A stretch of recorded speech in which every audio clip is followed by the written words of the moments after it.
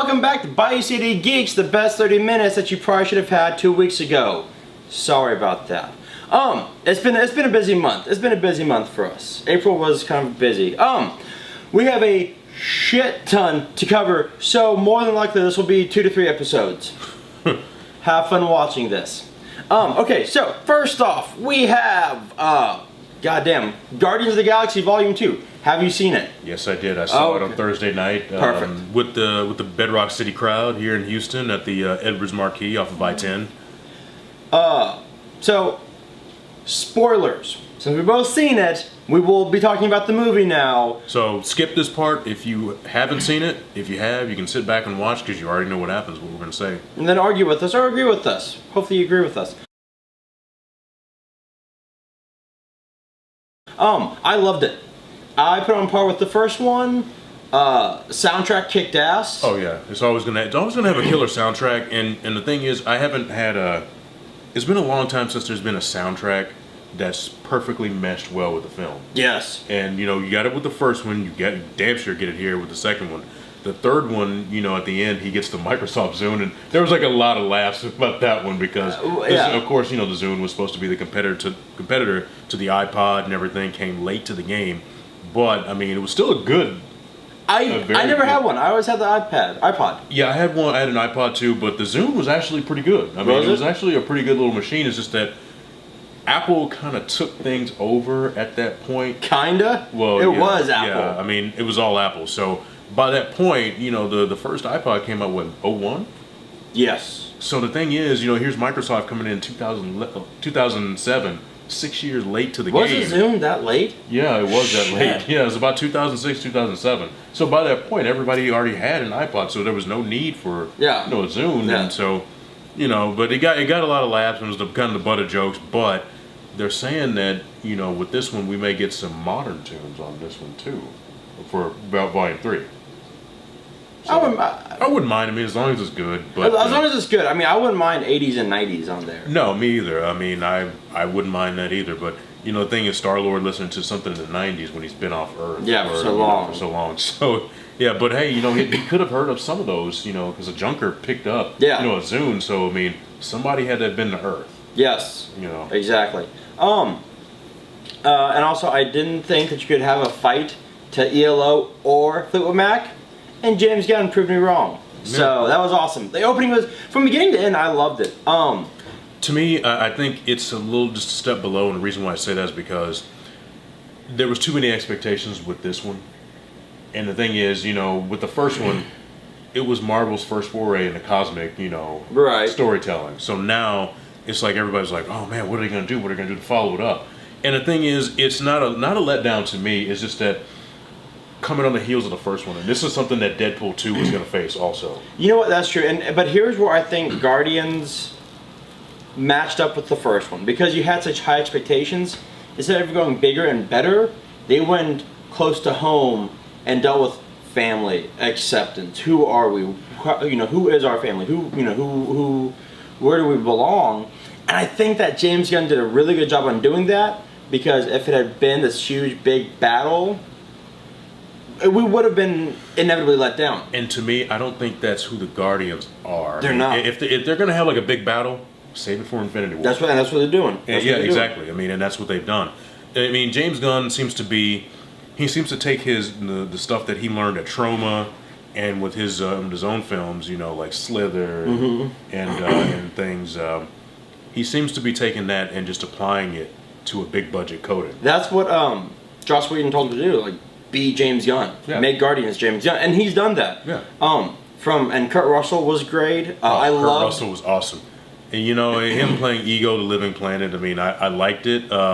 Sylvester Stallone was pretty good in it. So it looks like, and really, for all you comic book fans out there, old school comic book fans, if you notice, the Reavers that Sylvester Stallone was talking about, hey, let's go steal some shit with, they're all original Guardians members. And you know, you had Michelle Yeoh, you had Ving Rhames, who we have not seen in a while. In a big budget movie. He was Charlie 27. Yeah. We had Michael Rosenbaum was the Diamond. Yeah. What do you call it? You also had Rob Zombie in there too. I didn't even see him. Where was Rob Zombie? I don't know. I was reading through the IMDb credits list, and it said like Rob Zombie was in there. I'm like, he had to been one of the Reavers. yeah, it was like kind of like a blink and you'll miss it type thing. But Tommy Flanagan I didn't expect him. He was so good. Yeah, Tommy Flanagan of Sons of Anarchy fame, Alien vs. Predator.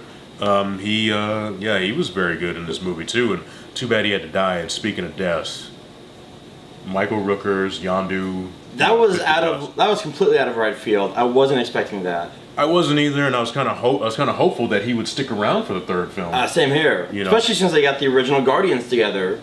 Exactly, and I mean, you could have had Yondu even kind of he's a Reaver and that whole Reaver code and whatnot, and here they are, kind of going head to head with the Guardians. So I would have loved to have seen that, but you know what? He got a hero's death. And he really was Star-Lord's dad. He raised him. I like the fact that Ego was a Celestial. I like that. Overall, great film. I loved it. I actually reviewed it for a college movie review and gave it an A because it really was like just a good movie. It's just a fun. And there's like movie. 5 after credit scenes. So we had 5 mid-credit scenes, and I was reading somewhere kind of breaking them down. We see James Gunn's brother trying out the pin, or the arrow, and the fin. So maybe he might be the leader of the Reavers next. Stan Lee, it is confirmed he's a Watcher.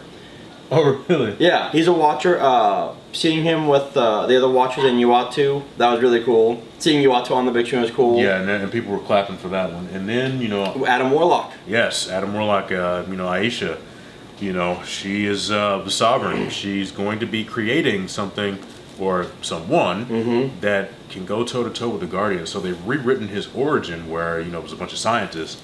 And now it's her who's creating him. And there was a theory that Thanos stood for the Infinity Stones. The T was a Tesseract, A was the Ether, the S was Loki's staff. Or was it Soul Gem? Soul Gem, yeah. And now with H we have him, which is Adam Warlock. Great overall movie. I loved it. Yeah, I did too. I mean, I can't wait for the next round of Marvel movies. Marvel is continuing their streak, and next comic book movie we get will be Wonder Woman on June 2nd. We will both be covering that one and eagerly anticipating it. We have, and then later this year we still have Thor Ragnarok, which the trailer for that came out and was awesome. Yeah, set to some great Led Zeppelin. Thor has been stripped down. Hela has, crushed his hammer and, just beating the shit out of him. And, he gets exiled to Sakaar. Yeah. Being Hulk. Yeah. I'm really liking that Marvel's just branching out because this is how you freshen up your franchise. Well, and we'll get into this in the news part in a second, but Kevin Feige has said that after Avengers 3, there'll be no more phases. Yeah, he said there probably just won't be. They might be connected. I mean, they probably will just be connected, but we'll see how that goes. At least he has a definite, clear plan of where he wants to go instead of just, oh, hey, let's do this. Oh, hey, let's do that. Hey, Marvel's doing this. Well, why don't we do this, And they're doing a really good job with that. We have seen Zoe Saldana kind of spoil the title for Avengers 3. Yeah, but Kevin Feige said you won't really know what the title is until the first one comes out. I mean, they could always change it up, but it's going to be Infinity Gauntlet. It has to be Avengers Infinity and Avengers Gauntlet. I mean, that's what we've been building up to since Captain America, really, because Iron Man didn't have any of the Infinity Gems in it. Yeah, I mean, we've been building up to it since 2012 with the reveal of Thanos that he was the person pulling all the strings. So true, in Avengers, yes. Yeah, so now, we get this whole, Captain America because they had the Tesseract Cosmic Cube and everything. Yeah, but really in the Avengers is where it really kind of set things in motion, so. Exactly. And non-geek but still fun news, we're getting a new live action. We still have The Lion King that's coming out. And in Mulan. We're doing Mulan. James Earl Jones playing Mufasa. Woohoo! Donald Glover is playing Simba. So that's gonna be great. Jon Favreau is doing it again. Isn't Idris Elba in The Lion King too? I thought he was. I don't know. I'm not sure. Speaking of Idris Elba, The Dark Tower. We saw the trailer for that. Yes, yes. Now, Quint on Ain't It Cool News has really detailed it when he saw it first, and he was kind of underwhelmed by certain things. And I mean, I think that's because he has a connection to the book. So, like, basically, like just same thing with people who saw Lord of the Rings. They read the books like over and over, and it's kind of like he saw some things in his head that that he wanted to play out differently. And I did like that. I liked the trailer. I like the fact that it's connected to the other Stephen King books. Yes, because you see Pennywise. You see Pennywise, and you see There's a shining moment. There's a shining moment because the kid has the shine. And it is connected by Matthew McConaughey. Well, yeah, and it is connected in the books because you hear about Cujo. You hear about all these other events. So I have like the first trade paperback of The Dark Tower, and so it doesn't really get much into Matthew McConaughey's Dark Lord character, but he's the devil in The Stand. He's the same character, like he's the evil presence throughout all of Stephen King's books. So he must be in Dead Zone too, then. Yes, the tower connects all of Stephen King's universes together, which I did. I think that's awesome. And we're also getting Firestarter, Akiva Goldsman. He's just all dipping his fingers on Stephen King's Kool-Aid, dude. Yeah, I mean, and you know what? Firestarter. You know what? Go for it. I forgot Firestarter was.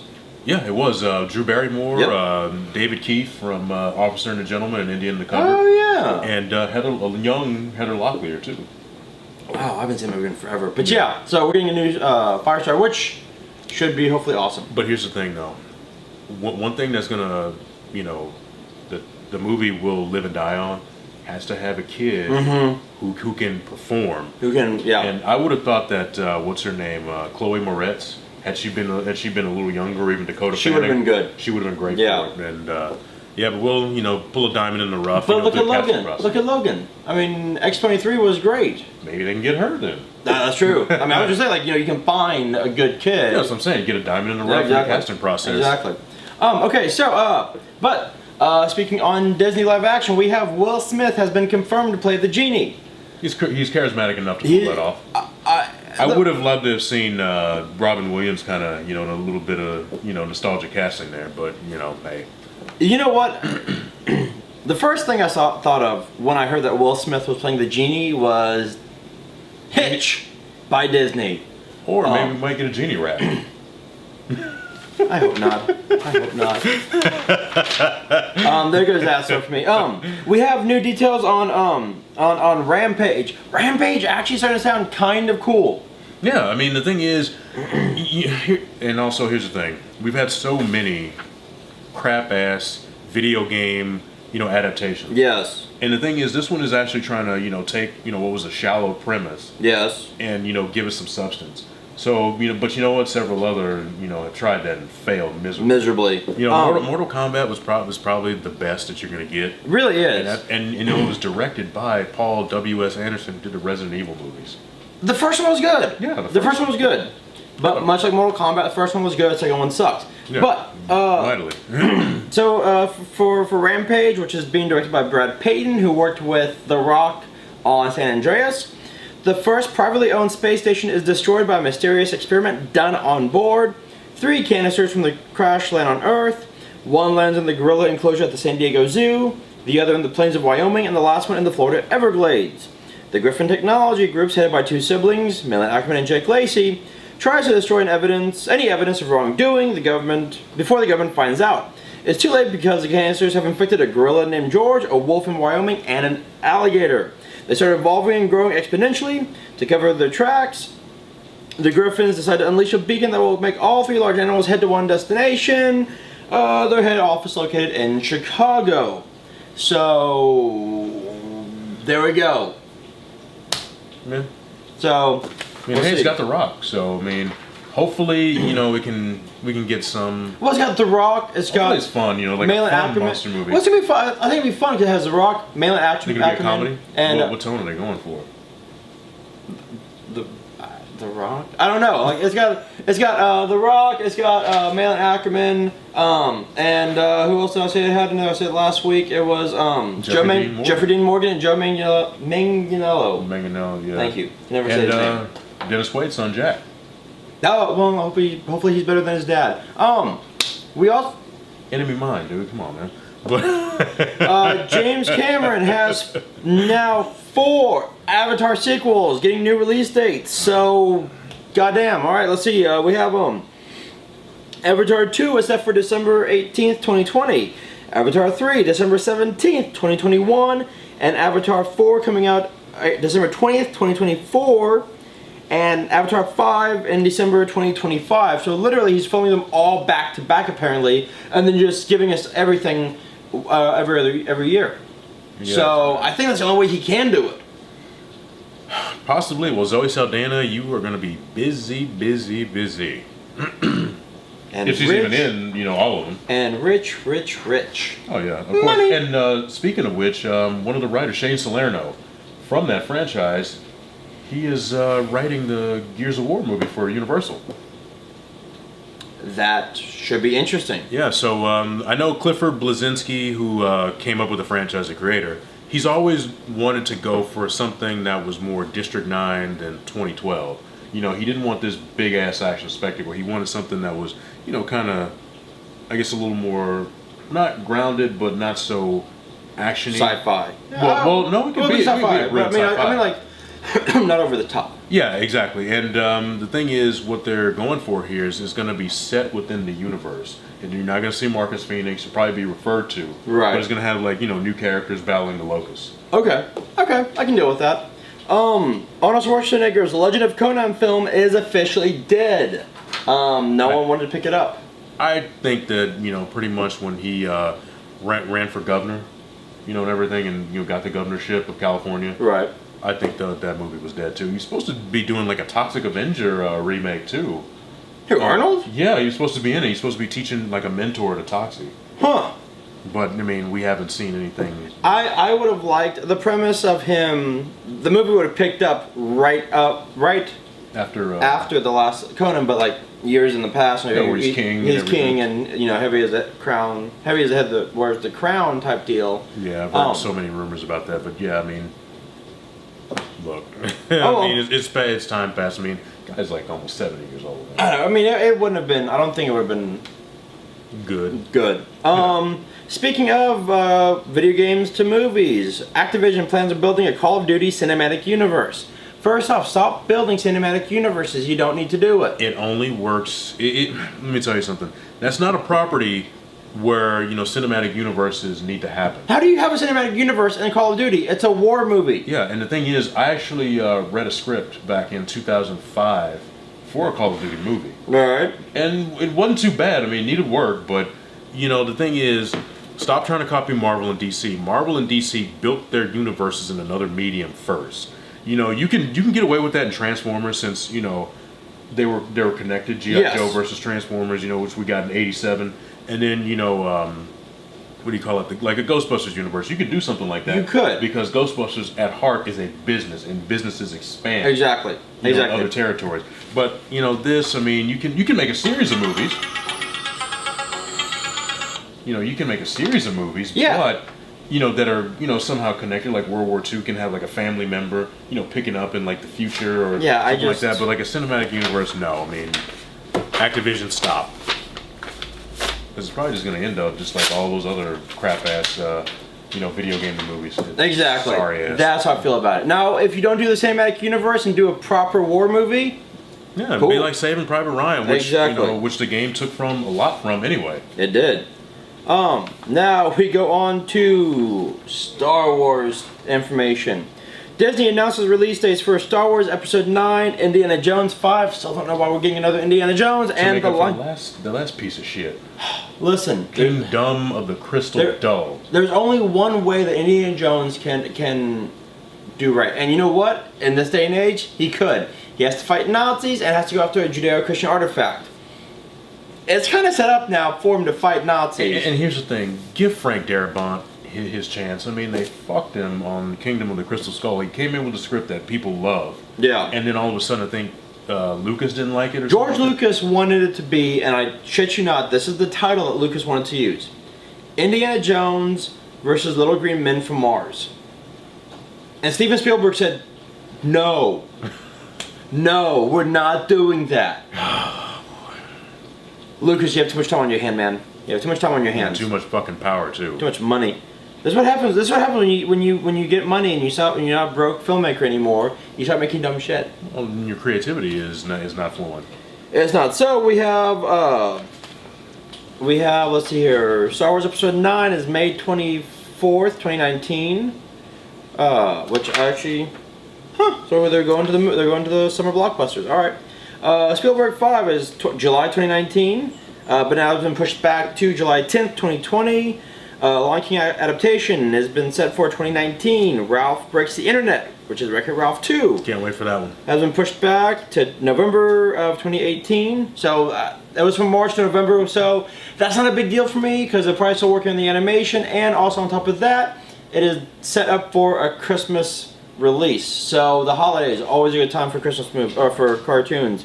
There is a new movie called Gigantic, which is November 2020, and Frozen 2 will come out November 27th, 2019. So I thought we said all that we needed to in Frozen 1, but hey, you know, I'm not going to question Disney when it comes to animated films. Not really. No. Kathleen Kennedy has confirmed that Carrie Fisher will not be in Episode 9. Thank goodness. She has said that they pretty much had to take it back to the bare bones of Episode 9 because of Carrie Fisher's passing. They don't know what to do. You know, and a lot of people were kind of speculating, would there be something like what happened to Rogue One? Would they, get another actress and digitally paste her face? I think that'd kind of be disrespectful. It would be disrespectful. Kind of dumb. I mean, it's like this. The woman is no longer living. Honor her memory. I'm going to guess that movie, Episode 9, is going to be a tribute in some ways to her. They're going to be the Rebel Alliance is going to be fighting for her more than because obviously General Organa will have passed between 8 and 9, or maybe she does sacrifice her life at the end of 8. I mean, she was supposed to be a huge part of 9. Exactly. Where she and Luke would appear on camera together, I guess, and exactly. Maybe this happens in 8. I mean, we'll have to see, but I mean, just don't. I mean, you just have to, or you can get her daughter. Her daughter was in the. Yeah. So I like the fact that Lucasfilms and Disney have said we're not having her in 9. Yeah, just let her rest. Yeah, exactly. There's a reason why it's rest in peace. Now earlier this year we reported that Disney said that after 9 there would be no more Skywalker films, but they've said that if the story continues or warrants it, we could get more Skywalker saga after Episode 9. I don't see why not, because the Skywalker... They've dominated so far. Yeah. I mean, they've been a big part of the prequel was watching Anakin fall. Exactly. Watching Luke come up and be this hope for the Force. So the thing is, maybe Daisy Ridley will sign on for 3 more films, Yeah, and we'll see. Certainly got the talent and the chops to do it, so... I mean, hey, I'm all for it, just as long as, we get some great characters out of it. But, I like what Star Wars is doing, and also kind of peppering, their release dates with, the anthology films. So it's not Skywalker based. Exactly. So there are other. Yeah, we're getting Skywalker, but however, we don't need origin stories. We need No.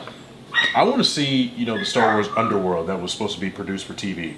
Maybe they can do like a trilogy of that. Yeah, that'd be good. Because I mean that show is not going to see the light of day. No. 50 scripts were completed actually. Seriously. Yeah, 50 scripts were completed because basically Lucas said, it takes 100 episodes to go to syndication. Yeah, that's what a lot of networks want. Right. Well, it was supposed to be like a 100 episode series. I want to see that, and the thing is, I don't think that show is really going to jive with, what Lucasfilm and Kathleen Kennedy have up their sleeve. True. So why not just either, give us like an adult animated version for Adult Swim? That'd be good. Netflix. Well, we saw Clone Wars do it, and so why not? Yeah, I mean, you can do it. I mean, and Clone Wars never got a proper ending either. It didn't. By the way, if you hear dogs in the background, that's my girlfriend of mine's new puppies that are in the bedroom, and they don't like it, so they have to finish until we're done, and then I'll take them on a walk. Speaking of anthology films, Mr. Robot Sam Ismail might be doing the Obi-Wan movies that we've been wanting, with Ewan McGregor as Obi-Wan. Sam Ismail's Mr. Robot is a fantastic piece of work, and art. And if he does Obi-Wan, sweet God, it would be amazing. And I'm just eager to see Ewan McGregor, take over that character. And if you haven't, even more so now than ever, just because I've been watching him in the new season of Fargo on FX. I haven't seen that yet. Yeah, he is awesome. You haven't seen any seasons of Fargo? No. I'll let you borrow season 1. Okay. Because, Billy Bob Thornton is in the first I know. season. I've heard they're all amazing. And they always get nominated for awards. Yeah, those shows, they're great. But Ewan McGregor and Mary Elizabeth Winstead are great in season 3. Yeah. New details revealed for Snoke and his guard. So, Snoke's kind of Emperor 2.0. But for one, his wardrobe is much more extensive than just black hooded robes. He will have, he sounds kind of like a pimp. Wearing gold silky robes with his new film and some kind of silky genie slippers. He's also rumored to have a big old ring on his finger with a big black crystal on it. He likes big black things, apparently. Some Star Wars bling bling. And this could be his black kyber crystal, which we learned in Rogue One powers lightsabers. Yeah. So Luke has one around his neck. Rey has one. Felicity Jones from Rogue One had one around her neck. So we'll see. Apparently they're kind of connecting these. Well, but the kyber crystals have been around in Star Wars mythology for a while. I think I first heard of the kyber crystals back here. It was back in '97. I had this book, a Star Wars book. Right. They were talking about how you build a lightsaber. Oh, okay. I remember those. Yeah. Yeah, and they said the kyber crystal fits in and powers it. He'll also be driving in a mega destroyer. It's the biggest ship, so when you've got the biggest rock and the biggest shoes, might as well have the biggest car. Well, maybe he's got a Cadillac. That's what I was about to say. He's driving around in the caddy of Star Destroyers. Good for him. Coming out soon, there is a trailer for the Batman and Bill, which explores Bill Finger and why he got fucked by DC. It was all Bob Kane too, man. Bob Kane. And Bob Kane always felt kind of bad that he pretty much destroyed Bill Finger. Bill Finger created Batman as we know him, Robin, the Joker, Catwoman, a lot of the Two-Face, concepts. The Batcave, Bruce Wayne, Commissioner Gordon. So basically, this is another case of Stan Lee and Jack Kirby then, huh? Yeah, but at least Jack Kirby got some royalty credit. Yeah, and a lot of people, looked at him as being... he's the king. But Bill Finger's life was so destroyed. The guy died broken, penniless, man. It was a sad way to go out. When there is a term in the comic book industry, don't Bill Finger me. Yeah, that's what that means. That's when you know your life has been screwed. And you know what? I've noticed a lot of stuff coming out from DC where creators are just getting fucked, like Joel Siegel and Jerry Shuster. They got screwed. They did not for a long time. They were credited, but they were not getting royalties from Superman. And you didn't. They're another one that died broken penniless. That's actually why the New 52 started, was because of the lawsuit with the Schuster and Siegel family suing DC because they were... And them, along with so many other creators, were testifying on their behalf, too. Yeah, because they got screwed over. And even Jack Kirby, for the longest time, didn't get... he finally got royalties towards the end, but he was a big proponent in the... Because it used to be, they got paid for what they created. They were basically for hire. There was no creator-owned stuff. Exactly. So it was artists for hire. Yeah, whatever you create, and writers for hire too. Exactly. So whatever you created was still property of said company, whether it was Marvel, DC, and this is why a lot of things happened in the industry, like in the '90s, like Mark Silvestri, Todd McFarlane, Jim Lee, what's his name? Rob Liefeld. Yeah, Liefeld. McFarlane, Larson, Lee, Silvestri, and Porticio. Yeah, creating Image. Going on to create Image because they kind of felt creatively stifled. They weren't going to get paid for their work. Hell, Marvel basically created Agent X as an answer to because they still had to pay Rob Liefeld royalties. So they kind of figured, they were still pissed off at him. And it's like, well, we'll create Agent X. Yeah. Which was essentially Deadpool. Right. And so, so the documentary looks really fascinating, looks really interesting. We'll be watching I'll be watching it as well. Now, on to DC news. Dolph Lundgren is going to be the aquatic king, Nereus, who claims Mera is his own daughter and wants to kill Aquaman. So the Aquaman movie is so slowly coming along. It's got a really good started cast. filming. That's right, it did. Yeah, already started filming. So I'm eager to see where it takes us, and do you think that now with Aquaman coming out, Marvel does Namor since they got the rights back from Universal? You know what? I think Marvel needs to do a lot of stuff. But they're going to go at their own pace. They're going to go at their own pace. I see Namor being more of a phase 4 solo film. Because the problem with me, with Namor, is that He's also an Avenger. He was an Avenger, but when I say Namor, what's the first thing that comes to mind? Right. Fantastic Four. Yeah. And him, well, you know what? They're just going to have to kind of change his origin and change his interactions, because the thing is, Marvel's not getting Fantastic Four anytime soon. You know, they're gonna have to wait. And the thing is, I would love to see Marvel get the Fantastic Four back. Fox has had what, 3 tries to get it right, and they still haven't done it. Screwed the pooch every time. Yeah, so I mean, hey, it's time to give it up. You gotta know when to hold them. Know when to put You know when to fold them. And Fox, you have got to fold that. You are holding just nothing. I mean, you're doing a great job with the X-Men, but come on, Fantastic Four. I mean, give it back to Marvel, but you know, money involved. They did a great job with X-Men because they got Matthew Vaughn to do First Class. Luckily, and they got Mangold. And they got Mangold to finish off. And then Bryan Singer. And then Bryan Singer back. They so really ruined it with Brett Ratner. So. Jesus. Speaking of the X-Men and Fox, we have Deadpool 2, New Mutants, and X-Men Dark Phoenix all coming out next year. New Mutants will be released April 13th and has Josh Boone directing it, with Mace Williams from Game of Thrones as Wolfsbane, Anna Taylor-Joy from The Witch as Magic, Nat Wolff as Cannonball, and James McAvoy as Professor Xavier. Oh, so he's coming back? He's coming back. So we've got New Mutants. We've got Deadpool 2 coming out next June, which as we spoke earlier, I think it has a lot to live up to. But with Josh Brolin being cast as Cable, I think, which by the way was completely not what I expected. No, I thought that what's his name, Michael Shannon. I think he was the front runner. There were so many front runners. I mean, it's like Domino. There were so many front runners that. I mean, honestly, like, throw everyone up in the air and throw a dart. And whichever the dart hit, that could have been how they got him. I really don't know, but now Brolin's playing both Cable and Thanos, so hey, good for his bank account. Which I hear he's doing a very, very good job as Thanos. Oh, really?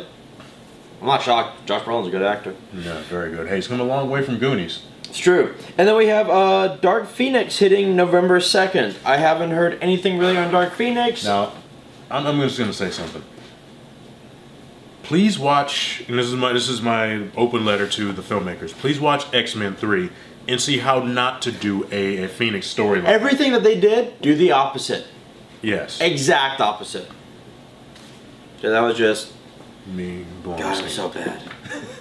Man, what a way to just like screw over like Famke Janssen and James. Who played Cyclops? Oh, James Marsden. Very nice guy, by the way. Way to screw them over, Jesus. All right, so if you watched Guardians of the Galaxy 2, which I hope you did, if you looked at the timeline that they were talking on, I was like, wait a minute, that's 2014. We're in 2017. Here's the thing. Guardians of the Galaxy 2 takes place 4 months after the first Guardians. That's why Baby Groot is still Baby Groot. SpiderMan will take place a few months after Civil War. So makes sense. It makes sense. It's happening right off of the backs of Civil War. I think that's a good way to do it. And you know what? Let's. I have faith in Spider-Man: Homecoming. I really do. I think will be fantastic. It's going to be that movie that 3 and the Unmade 4 should have been. And if you haven't read, I think Collider came out with an article like on what happened with Spider-Man 4, which is actually a pretty good read. It is, and they pretty much Sam Raimi got screwed. Yeah, he did. Well, he got screwed on the 3rd one, and he got screwed on the 4th one. Yeah, he didn't want Venom, but Fox was like, Sony was like, you got to do Venom. So, and as we've seen, too many villains is a bad thing. Kevin Feige has said in an interview with Collider that Infinity War will change a lot. You also have to remember that with Infinity War, a lot of contracts are up. Chris Evans is up, Downey Jr. is up, Hemsworth is up. Now, does that mean that they won't do it anymore? No, but They're gonna have to pay them a lot, pay him a lot. especially Downey. Downey, I think Downey said that he was a lot to Iron Man, much like. And he brings him. He's basically the rock of that franchise. I mean, he is. And no, not Dwayne Johnson, but he's the cornerstone. Yeah, I mean, but remember they paid him $50 million. Mm-hmm. And the thing is, are they willing to do that again? Because the thing is, okay, the $50 million, that's $25 million for the whatever he was doing. Yeah. And you have that, but are they willing to shell out that much money for a guy to come back? We'll see. I mean, but here's the thing though, Disney has a lot of money. And it's not like they're like losing money on these movies. Yeah, exactly. So the thing is, it's like if you want to continue the franchise, if you want to use these actors, you got to pay them. And it's follow the New York Yankees model. You got to pay to play. It's true. And say what you want about what they did in the '90s and early 2000s with them, buying players and winning championships that way. The point of the game is to win. Yeah, and the thing is, if you're not willing to spend money, you're probably just going to end up in the lottery every year. And New York Knicks. What we're seeing, and also I think the other thing is the training. I think Evans and Hemsworth are like, it's kind of it's hard. It's hard. Plus, they're mid-30s. Yeah. And Hemsworth is 33. Plus, the training that they do is hard. I mean, both those guys are very naturally thin. Yes. So I mean, I've seen Hemsworth bulk up. Yeah, and I've seen Hemsworth what he looked like before he even bulked up for Thor. That guy was skinny. Yeah, look at him in Rush. He's not a big dude. No, he's just very tall and slender. Yeah. So the thing is, I mean, it's like, and I've heard interviews with him where he's like, before we rehearse, I got to have something to eat, because he has to properly, get that nutrition in his body. Evans, Pratt has at least another movie in him, but two. He's got. But the thing is, what Pratt does, and he said this on IMDb. He said it was easier because he kept himself in shape. Yeah. And the thing is, you're doing so many, different movies. Sometimes, it doesn't require you to be as bulked up as as possible. So, hey, it is hard, to do, but maybe they can find some way. I mean, where he can just start, like Hugh Jackman did. Because Hugh Jackman was even lamented the fact that he just never had the time to properly bulk up. Yeah. And then when he gave himself 9 months to a year, then that's when you saw his physique looking better. Yeah, that's true. Because the Wolverine, that dude was just jacked. Shit. And he's another naturally thin guy too. If you see what he looked like, before he got all well, worked out. look at X-Men. Yeah. Like literally, if you look at X-Men and the Wolverine, it's like two different bodies, man. He aged better. Marvel will not admit the title for Avengers 4 because it's a spoiler. We already know it. Infinity Gauntlet. Come on. Well, it has to be. It has to be. I mean, like literally, there's no other option. It has to be Infinity Gauntlet. Sorry. Breaking shit all over the place. Like it was Loot Crate. Captain Marvel has two directors and indie filmmakers, Anna Boden and Ryan Fleck. We will see how that goes. Apparently, I would just prefer a singular female director. I would too, but you know what? If they work well together, if they're going to give us the best, the best Captain Marvel that we can have, and kudos to whomever got. Let's do it. Yeah, exactly. Exactly. It was Ronda Rousey wanted to play her, and I'm just like, yeah, and you know what? You can play she could be a damn dynamite villain. That's true. But Brie Larson brings that acting pedigree. Exactly. And the thing is, you can teach her how to do action. I mean, look at what they did for so many others. Look at Benedict Cumberbatch and Doctor Strange. Yeah. He's not an action hero, but they made Doctor Strange kind of an action hero. Well, and then Keanu Reeves. I mean, he didn't know kung fu. I mean, but they trained him. And now he knows kung fu. Yes, and he's kicking ass in John Wick. Exactly. That's an understatement. Before we jump into TV, one last thing. Todd McFarlane has said that he has a Spawn script. Yes. And that it will be there'll be no rubber suits. There'll be no CGI. He'll be the boogeyman in the shadows. And he said it'll be like Jaws. You don't really see him. Yeah, he's been saying that for the past 20 years or 15 years. 15 years, and that we will see possibly something at Comic-Con. Yeah, I mean there'll be an announcement. I know that he said he wanted Sam and Twitch to be the central character. Yes, it'll be a Sam and Twitch movie with Spawn in the background. In the background. So I mean, the thing is, I like this approach because that's how. It's not how the the Sam and Twitch comics. Yes. Kind of like that. Spawn, focused on him, right, and rightfully so. The only problem I have with this is that if I go to a Batman movie and I don't see Batman, I'm gonna be pissed. Well, if I don't see Michael Jai White make some kind of appearance in this, I'm probably gonna be pissed because That's Michael true. Jai White is awesome. But I don't think fans know my own unabashed love for that man. But it's another thing. Exactly. He's damn good fun. martial artist, yeah, and actor too. But I mean, the thing is, you probably have to just call it Sam and Twitch or something like that. You're gonna have to cleverly title this movie. It is. You're gonna have to. Because the thing is, a Spawn movie is gonna have to focus on him. So I guess no rubber suit means CG. I don't know how you say no rubber suit and no CG. It's like you have to have one or the other. Well, one or the other. Here's the thing: it's probably going to be all CG. Or maybe mocap. Which is CG. I would have Michael Jai White doing mocap. That's true. I'd be fine with that. Yeah, and I'd be fine with that. Or I'd be fine with him voicing, them going back to HBO saying, "Hey, let's continue this animated series." Keith David did a tremendous job as Spawn. He did. And you'll probably want to come back, but I mean, hey, do an animated Spawn too. Jumping on to TV, Rosario Dawson will not be in The Punisher. I'm okay with that. I'm okay with that too because, I mean, the thing is, she's the central tether to the TV universe. And with the exception of Agents of S.H.I.E.L.D. She hasn't appeared in there yet. The other thing is that The Punisher already has such a long cast. Oh, boy. She's going to get lost in the shuffle. She would get lost. She can... I mean, plus, I think it's more Karen Page's deal with... And she's in...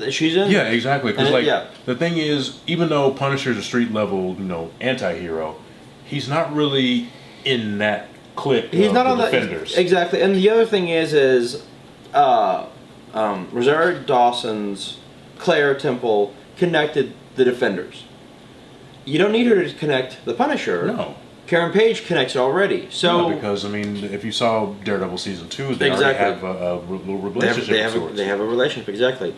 Speaking of the Defenders, we saw a trailer and it actually looked pretty badass. Oh, I love it. And Elektra kicking ass. She's, of course, you know what was going to happen if you saw Season 2, if you know her history. You know she's going to come back. She's bringing back, and she's like now, this living weapon for the hand. And now, with that being the case, we also get Styx the Chaste, which I can't wait to see. I want to see, though, I still want to see what Sigourney Weaver is doing. Like, obviously, she's with the hand. Yeah, she is. And you know what? We'll see, as the series, progresses. And it's only 8 episodes, which, I think we talked about this before. I don't know if it was on the show or just outside of the show. Marvel series don't need to be 13 episodes. No. Look at all the FX shows and some of the HBO shows. We talked only about 10 episodes. We talked about this in the middle of Iron Fist, how Stranger Things was only 8 episodes and did a spectacular job with it. And dude, I'm craving more of that. I was kind of even sad that it was just 8 episodes. I thought it was gonna be like 10 or 12, and then they wrapped up the first season very neatly while giving you something to look forward to in season 2 in 8 episodes. And Luke Cage, I think, could have benefited from that because Luke Cage was 2 seasons in one. And granted, they didn't know if they get a second season, so we're gonna shove everything in there. Yeah. But come on. But speaking of Stranger Things season 2 comes out this year. Halloween. At Halloween, and we have been told that it will be darker than the first one. It'll be scarier, which season 1 already kind of creeped me out. So to go darker and scarier, I'm like, all right, bringing in Satan, what the hell? Marvel has announced the characters for the new Warriors TV show. And Squirrel Girl, and she will not be played by Anna Kendrick. No. But we do have Squirrel Girl, we have Mr. Immortal, we have the Night Thrasher, which is awesome. Yes. Speedball, Microbe, and Debril, so we'll see how that goes. I'm excited. And also on the video game front, we have gotten a bit of a trailer for the new Call of Duty, and it's going back to basics.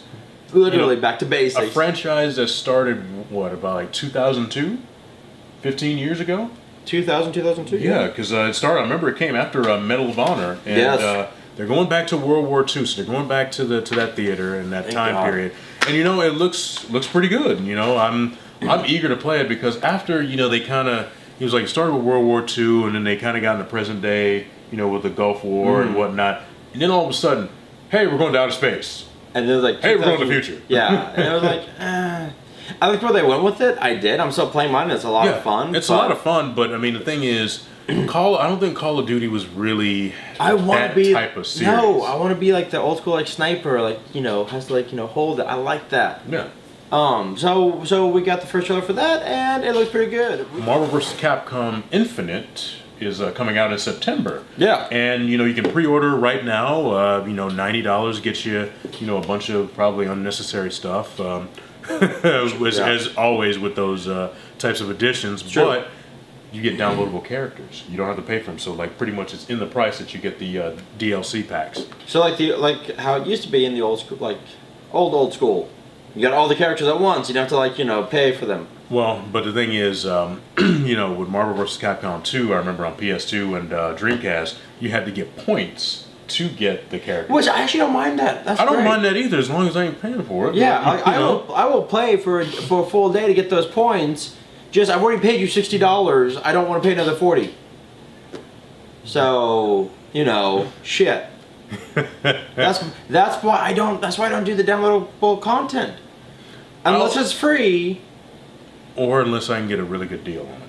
Yeah, like on those like sale days. But on that, screw you. No, I'm not. I already gave you my money. Kiss off. Now, Legends of Tomorrow has had its season finale. The Flash had its season finale. Oh, not yet.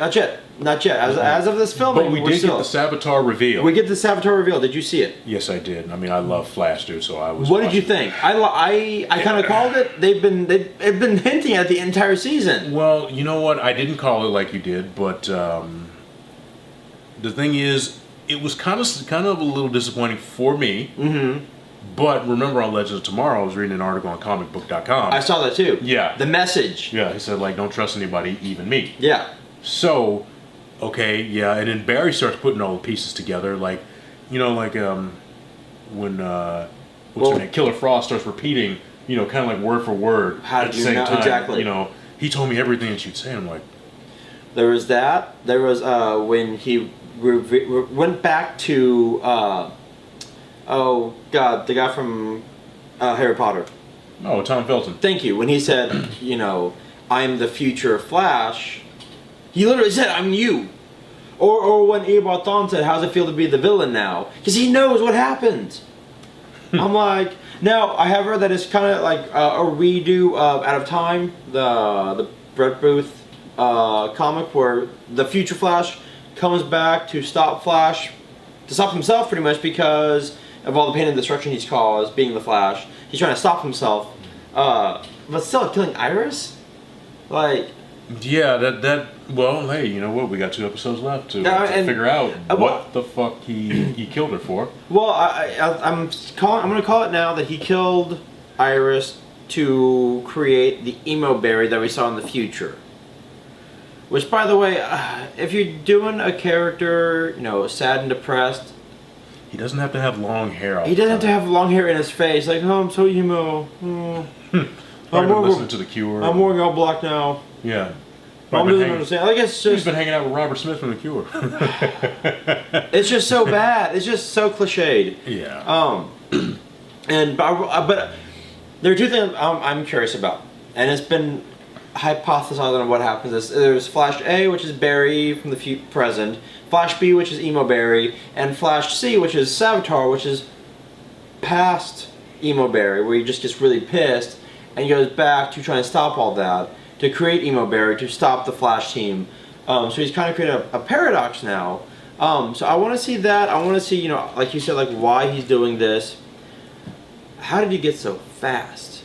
Is it the suit that is just like an upgrade of his suit to the point that the static electricity is literally pushing him along now? Well, you may have to listen to the conversation that HG has with the scientist, who creates the prison that traps Savitar. So it's with the suit. Yeah, and then now that I say that, Emo Barry knows, they were able to stop him. So he's basically stopped himself. Yeah, so... And did he know that who Savitar was? Hold on. Fucking time travel. God damn it. I love time travel stories, but when you start thinking about them and trying to put things together, you just confuse yourself. No, okay.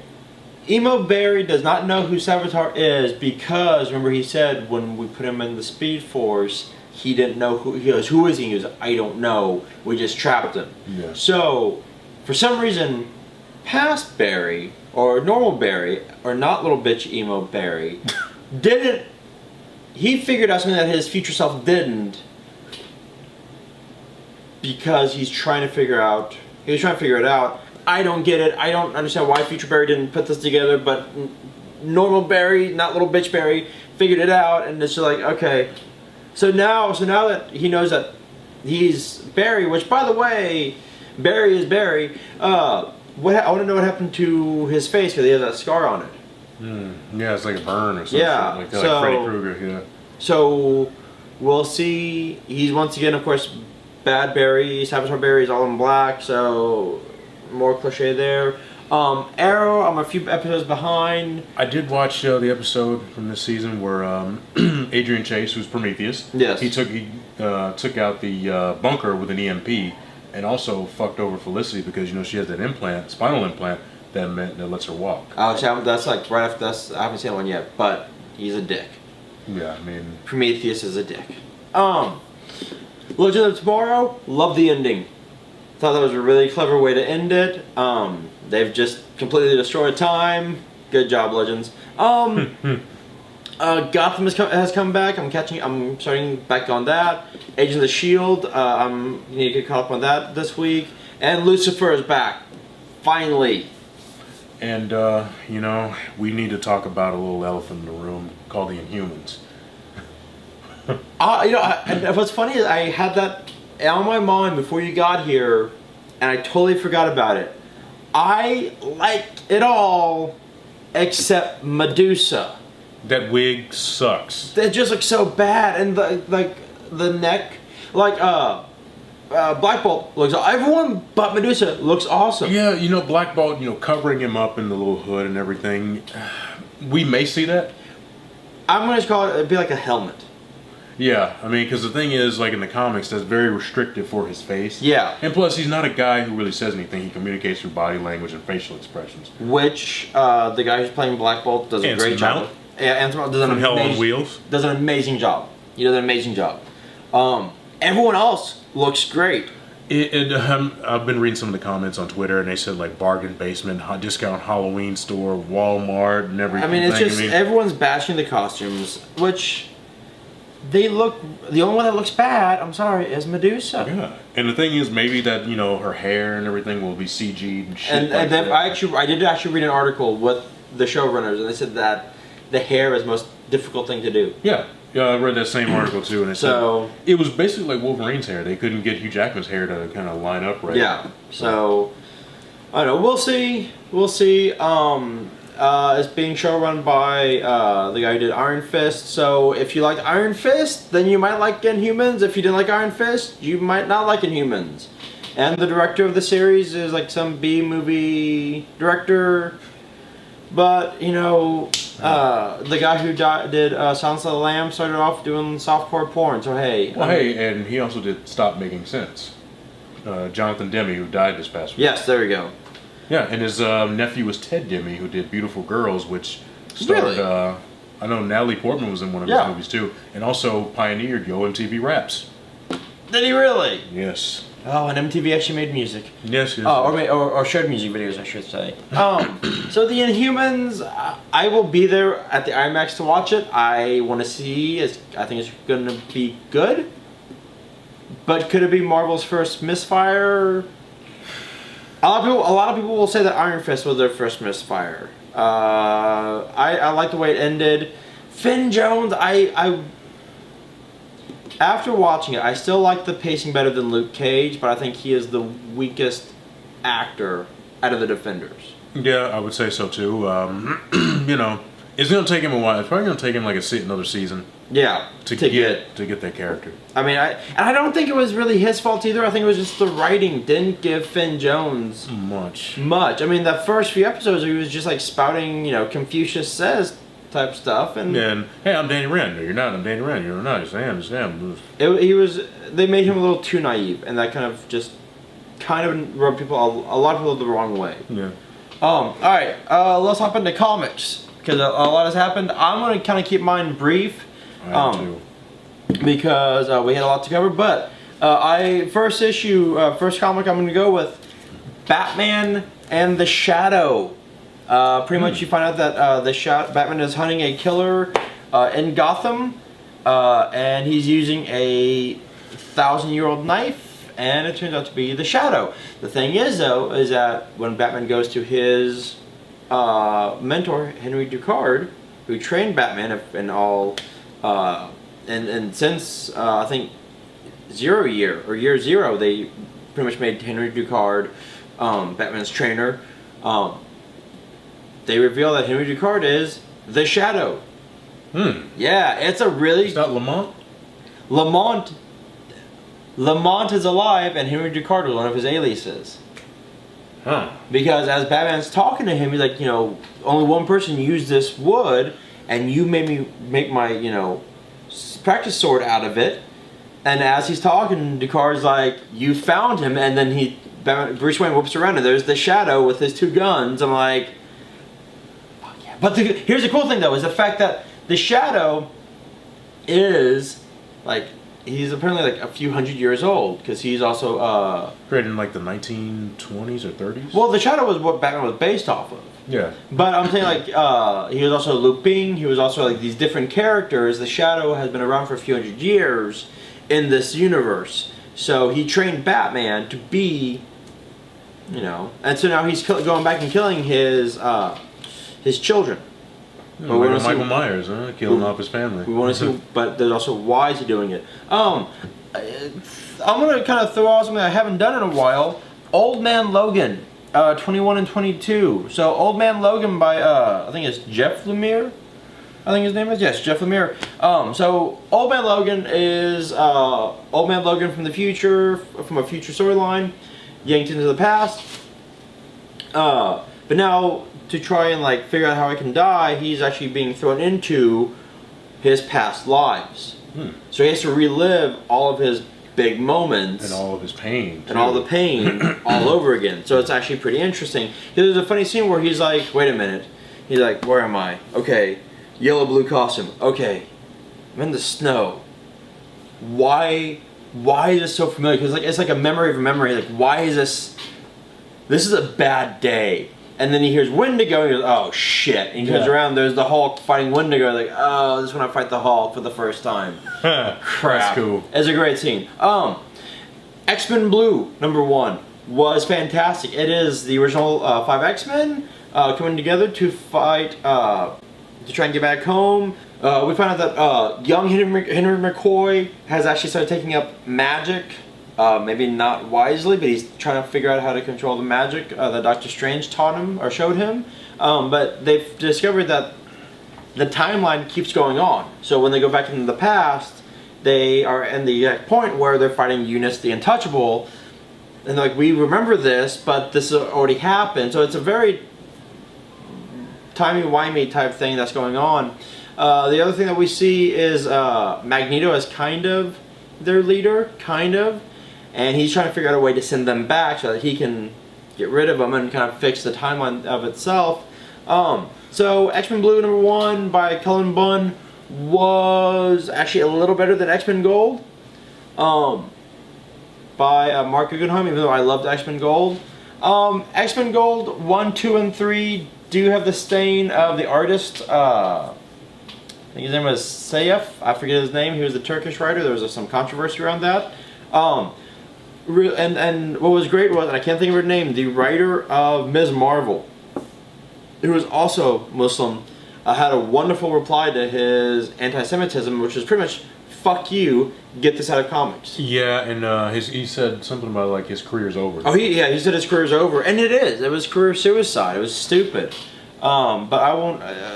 What I will say about this, I'll say the same thing I said after Trump won the presidency. There is no room for hate anywhere, really, but in comic books when we should be all uniting. No, that's bullshit. So there's a room for that. So I will leave that. My Facebook was enough on that one. Now the big one that people are kind of up in the air about.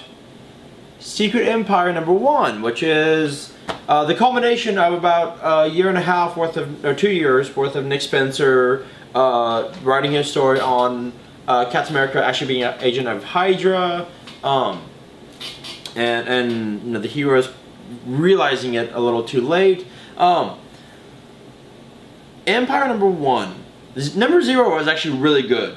#0 was really good. #1 was a lot of exposition, because number 0 was the plan being enacted, and everyone going, "Oh shit, we've been had by Captain America." #1 was a lot of talking, a lot of like you trying to figure out, you know, what's happening. Also, the art by Steve McNiven wasn't the best. I was actually kind of disappointed. It seemed very rushed. I don't know if this is a new art that he's going with, but it was kind of doesn't really go with the story though. No, it doesn't. It was very yeah. I wasn't too thrilled with the art. But I will give Nick Spencer the series to finish his story. I've been collecting them.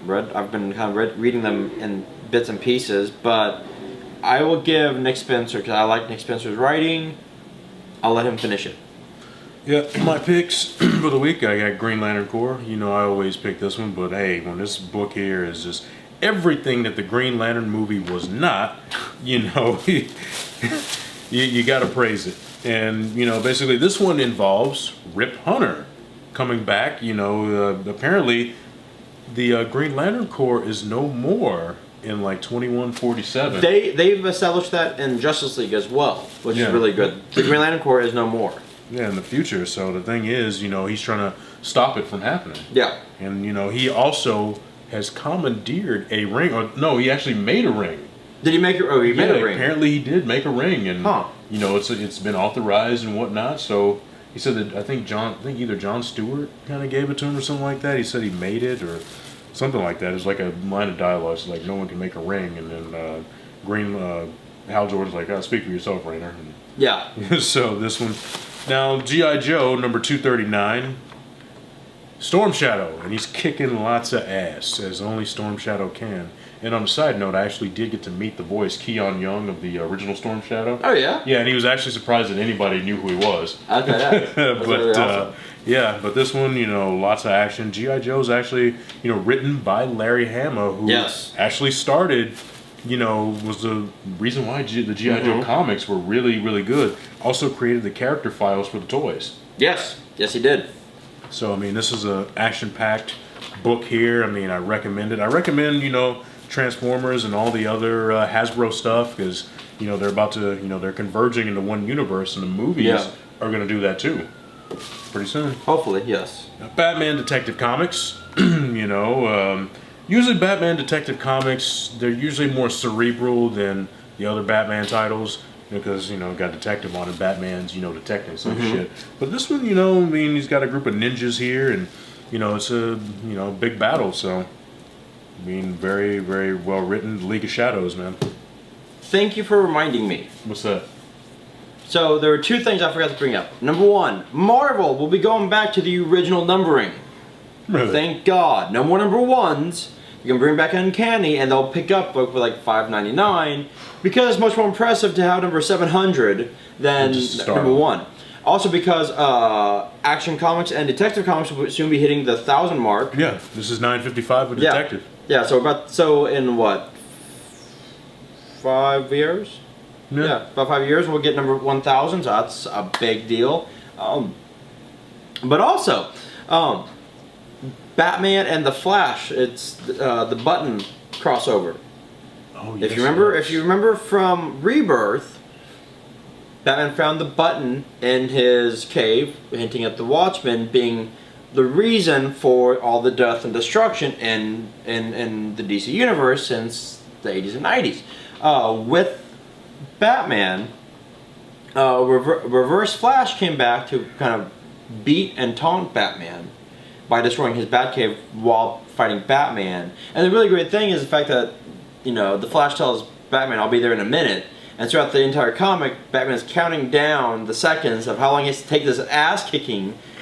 And so as he's about to finally, pass out, Reverse Flash goes to the future, comes back and says, I've seen God. And before he can say who he is, he gets destroyed in a very, very Rorschach death way. And in the next Flash episode, or the next Flash issue that ties into it, the Flash is helping Batman. And there's a great inner monologue to the Flash where he's saying, when I start talking about forensics, everyone's face in the Justice League glosses over, like, oh God, except for Batman. He goes, Bruce and I can talk forensics for hours. So they're trying to figure out who killed Reverse Flash, and the thing is that... Dr. Manhattan. Well, it's going to be Dr. Manhattan, but Barry's trying to figure out why his DNA, Barry's DNA, is on Reverse Flash. So trying to figure that out. So those two are really, really good, but that Batman one, Tom King did a really great job. But Marvel will be going back to the original numbering. No, they should. They should. Because really, if you really think about Marvel, they've never rebooted their universe. They really haven't. They've kept like the same universe since its inception. Until we got to that last crossover. Heroes Reborn? No, Heroes Reborn. Which was kind of a reboot, but then they brought him back into the regular universe. Yeah. It was one where like Mr. Fantastic redid the universe. Oh fuck. And that's why we don't have the Fantastic Four, because Reed, Sue, and the kids are off like creating universes, which is where the parallel universes come from. Speaking of going back to the original numbering, and this is a personal event of mine. Fanboys tend to fuck up comics. You do, fanboys. You really do. Yeah, these are some of the guys that we call friends. Yes. Because here's the thing. We all knew that Captain America was going to go back to being good eventually. It's Captain America. But you gotta give it time. You have to, and people are like, I don't want to spend my time reading a bad Captain America. I'm like, well, it's a story. It's a story. So Marvel had to come out and say, listen, at the end of Secret Empire, we'll see that, the Captain America we all knew and loved. No shit. The problem is that we have to now, like, read a book that we know what was going to happen anyways, but we get told that Cap, his virtue takes over. Well, no shit, he's Captain America. If you're a fanboy, shut up, read the story. If you don't like the story, drop off it. Yeah, just don't pick it up. Just don't pick it up. But don't ruin it for the rest of us because of your bitching. On top of that. And and I'll say another thing. Sure. Sending death threats all over a fucking comic book. Oh, to Nick Spencer, right? Yeah. Yeah. That's just going too far. And it's fucking stupid. I mean, your lives are not going to be any worse off if, say, Captain America, Wolverine, where we're sitting up here, or SpiderMan, we're agents of Hydra. It's not that fucking crucial. Like, if your life is that bad to where Cap going evil ruins your life, get a fucking life. Please, get a girlfriend, get laid, something. Something. Watch porn, Jesus Christ, okay? Man, it's all on the internet, which you guys, used to bitch and moan. And it was, I was talking to a buddy of ours, James, about how, it's like we can't. This is why we can't have nice things. Because people bitch about, like, when Jason Momoa was cast as Aquaman. Oh, awesome! He's gonna be a badass Aquaman, but he's not white and blonde haired. Well, no shit, you little Hitler youth. Of course he's not blonde hair, blue eyes. Let's change up just a bit. Yeah, I mean, there was some bitching over, Finn Jones being, front and center of the Star Wars trailer. Him being a central character. No, not Finn Jones. Finn. What's his name? Yeah, Finn, not Finn Jones, but John Boyega. Yeah, John Boyega. And, a black stormtrooper? What is this? Like, really? Really? Dude, when Michael B. Jordan was cast as Human Torch, you know what? I go, here's the thing. He's a good actor. Let's see how this plays out. Shitty movie. But that's not his fault. He was still a good Human Torch. When Michael Duncan was cast as Kingpin. In Daredevil. I'm like, you know what? He's a badass actor. He put on 40 pounds of muscle. But here's the thing. I don't really see anybody else doing that role justice. I mean, had Vincent D'Onofrio wanted that part, I mean, he could have, done well. But he's doing gangbusters on the TV series. Yeah, but Michael Clark Duncan did a great job as Kingpin, and he was like, oh, but he's black. Yeah, but he still kicked ass. Calm down, everyone. Yeah, and I'm pretty sure he knows when he looks in the mirror every day that he's black. Pretty much, yeah. Like, what? Black? But once again, going back to Secret Empire, if a comic book ruins your life that much, get a life. Get one. Don't pay $5 for it. Yeah, please no. Now, I am actually gonna jump off my my soapbox there. Jump off comic books, unless you have anything else. I am one line away from completing Voltron. I have the blue, the red, the green, and now the yellow. Why do you sound like the pilot episode of for a Voltron series? I'm just one line away. We need to form Voltron. Hey, you know what? Cast me. I'll do the intro voice. But no, I'm one line away. I've got everyone here. I showed y'all the blue and green last time. Here's the red one. Great paint jobs. I dig the paint jobs. I really do. On top of that, because I sold some stuff at the comic store, I went ahead and picked up the 40th anniversary issue. The 40th anniversary. Grab that solo. Yeah. Now the Solo, I got at Walgreens, and if you can find Han Solo at Walgreens, pick him up. He's actually pretty going for some money. He's the one in a box. But I have these. They look great, folks. The detail is amazing. I'll put up pictures in a second. The pictures, the detail is amazing. I'm really, actually very, very happy with how they look. Now, speaking of toys, as I yelled back to the microphone, there have been no Comic-Con exclusives revealed just yet. We're still, like, 2 months out? Comes July. So we're about 2 to 3 months out. In June, we'll probably start getting exclusives and start putting that on the show and telling you about that. I'm done. I can't think of anything else. As